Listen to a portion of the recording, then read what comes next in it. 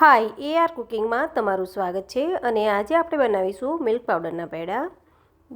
તો તેના માટે આપણે મિલ્ક પાવડર લીધો છે, થીક ક્રીમ લીધી છે અને શુગર લીધી છે. હવે આ ત્રણેય વસ્તુને આપણે મિક્સ કરવાના છે. તો પહેલાં મેં પેન લીધું છે અને અહીં હવે હું 3 વાટકી મિલ્ક પાવડર લઈ લઈશ અને 1.5 વાટકી અહીં થીક ક્રીમ લઈ લઈશ. મિલ્ક પાવડર કરતાં અડધી થીકમ લેવાની છે અને આ બંને વસ્તુને આપણે બરાબર મિક્સ કરી લઈશું. અને બરાબર મિક્સ થઈ જાય પછી આપણે તેમાં શુગર એડ કરવાની છે. તો પહેલાં આપણે બરાબર મિક્સ કરી લેવાનું છે, જેથી આપણું મિશ્રણ છે તે સરસ મજાનું રેડી થઈ જાય.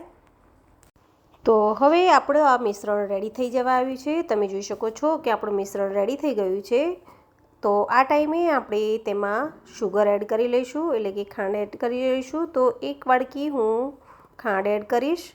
તો અહીં આપણું માપ છે 3 વાટકી મિલ્ક પાવડર સાથે 1.5 વાટકી થીક ક્રીમ એડ કરવાની અને 1 વાટકી શુગર એડ કરવાની. આ આપણું પરફેક્ટ માપ છે. અને ખાંડને પણ બરાબર મિક્સ કરી દેવાની. અને ખાંડ મિક્સ થઈ ગયા પછી સાઈડમાં મૂકી દઈશું. અને પહેલાં આપણે તેમાં નાખવા માટે એલચી પાવડર તૈયાર કરી દઈશું. જો તમને એલચી પાવડર ન ભાવે તો તેને સ્કીપ પણ કરી શકો છો, પણ મને અહીં એલચી ગમે છે તો હું એલચી પાવડરને અહીં વાટી અને સાઈડમાં કરી દઈશ. હવે આપણે ગેસની ફ્લેમ સ્ટાર્ટ કરવાની છે. આપણે જે ત્રણેય વસ્તુને મિક્સ કર્યું છે તે. તો હવે આપણે ગેસને આપણે મીડિયમ ટુ લો પર જ રાખવાનો છે અને આ મિશ્રણને આપણે બરાબર હલાવતા રહેવાનું જ્યાં સુધી આપણું મિશ્રણ એકદમ સરસ મજાનું રેડી ન થઈ જાય ત્યાં સુધી. પહેલાં આપણે ખાંડ એડ કરી છે તો આપણું મિશ્રણ છે તે ઢીલું ઢીલું થઈ જશે, એકદમ પતલું એવું મિશ્રણ રેડી થશે. હજુ આપણે આ મિશ્રણને 5 થી 6 મિનિટ માટે હલાવતા જ રહેવાનું છે, જેથી આપણું મિશ્રણ છે તે રેડી થઈ જાય. અને આપણે સતત હલાવતા રહેવાથી આપણે જે મિશ્રણ છે તે તળિયું દાઝતું નથી અને આપણું મિશ્રણ છે તે સરસ મજાનું રેડી થઈ જાય છે. તો હજી આપણે 5 થી 6 મિનિટ સતત હલાવતા રહેવાનું છે. તમે જોઈ શકો છો આપણું મિશ્રણ ઢીલું થવા લાગ્યું છે અને આપણું તળિયું જ્યાં સુધી છૂટું અલગથી જે ન છૂટું પડે ત્યાં સુધી સતત હલાવતા રહેવાનું. તમે જોઈ શકો છો કે આપણું જે મિશ્રણ છે તે થોડું થોડું થીક થવા લાગ્યું છે અને તળિયામાંથી આજુબાજુથી થોડું થોડું એનું પેન છે તે છૂટું થવા લાગ્યું છે. તો હજુ આપણે એકદમ જ્યાં સુધી ઘટ ન થઈ જાય ત્યાં સુધી આપણે તેને સતત હલાવતા રહેવાનું છે.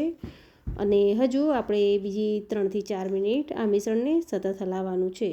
અને આપણે જેમ હલાવતા જઈશું તેમ તેમ તે આજુબાજુથી પણ પેન છૂટવા લાગશે, એટલે કે તેમાંથી ઘી થોડું છૂટવું પડવા લાગે છે. આપણે અહીં ઘીનો યુઝ કર્યો નથી, પણ આપણું જે દૂધનું ફૂલ ક્રીમ છે તે દૂધની જ બનાવેલી હોય છે, માટે તેમાંથી ઘી પણ છૂટું પડવા લાગે છે. અહીં જો આપણી પાસે થીક ક્રીમ ન હોય તો તેની જગ્યાએ આપણે ફૂલ ક્રીમ મિલ્ક આવે છે તે પણ યુઝ કરી શકીએ છીએ.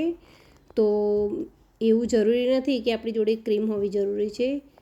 તેની જગ્યાએ આપણે ફૂલ ક્રીમ મિલ્ક થોડું ડબલ લઈ લેવાનું અને જ્યાં સુધી તે બળી ન જાય ત્યાં સુધી આપણે તેને ધીમા ગેસ પર થવા દેવાનું.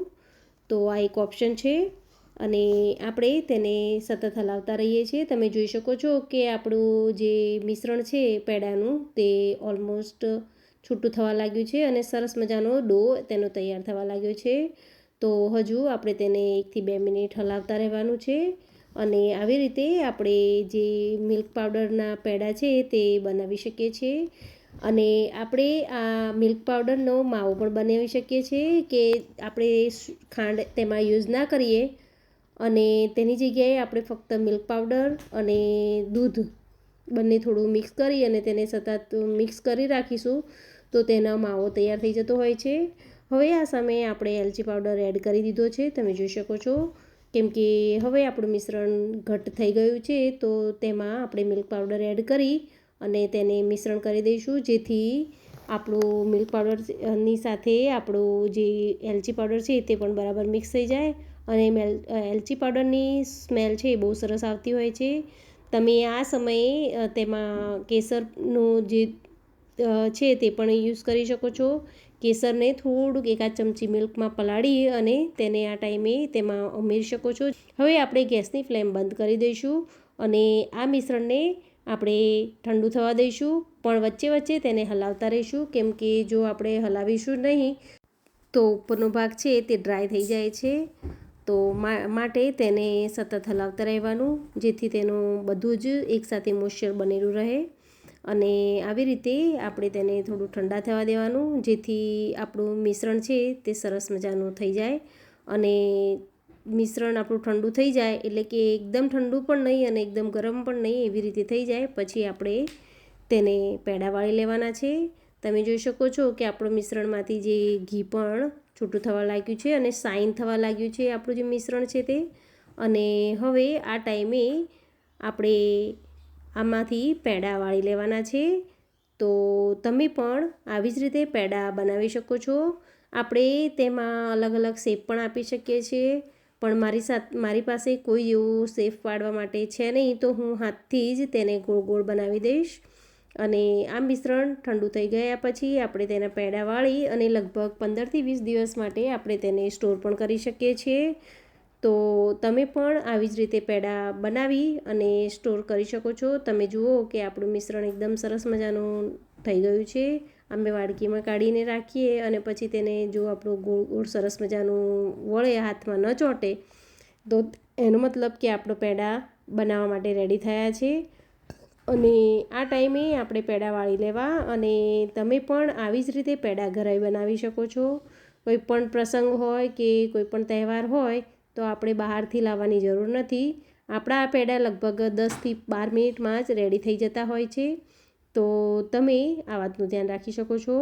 અને આપણે પેડા વાળી અને બનાવી દઈએ, અને કેમ કે મિશ્રણ પણ ઠંડુ થઈ ગયું છે અને પેડા વાળીને પણ મૂકી દઈએ. આને આપણે જો પેડા ના વાળવા હોય તો તમે તેને પીસ પણ પાડી શકો છો, પણ આમાં અલગ અલગ રીતે આપણે પેડા બનાવતા હોઈએ છીએ. કોઈને ગોળ અંદર ડિઝાઇનવાળા પણ પેડા ગમતા હોય છે, કોઈને એકદમ જ અલગ અલગ બહારથી મળે તેવા ઓરેન્જ કલરના એટલે કે કેસરવાળા પણ પેડા ગમતા હોય છે. તો તમે આમાં અલગ અલગ થોડુંક કેસર નાખીને કેસરના પેડા બનાવી શકો છો, અને પ્લેન બનાવવા હોય તો આવી રીતે ગોળ ગોળ શેપ આપી અને પ્લેન બનાવી શકો છો. આના ઉપર તમે બદામનું પણ મૂકી અને તેને ડેકોરેટ કરી શકો છો. અને હું આમાં ગુલાબની પાંદડીઓ મૂકી અને તેને ડેકોરેટ કરી દઈશ. તમે જુઓ કે પેડા આપણા ચિકાસવાળા પણ નથી થતા અને બહારથી લાવીએ તેવા જ થાય છે. તો તમે પણ ઘરે પેડા બનાવી શકો છો. તો તમને મારી આ પેડા બનાવવાની રેસિપી બનાવી અને જોવી ગમે તો તમે મારા વિડીયોને લાઇક, શેર, કમેન્ટ અને મારી ચેનલને સબસ્ક્રાઈબ કરવાનું ન ભૂલશો. Thank you.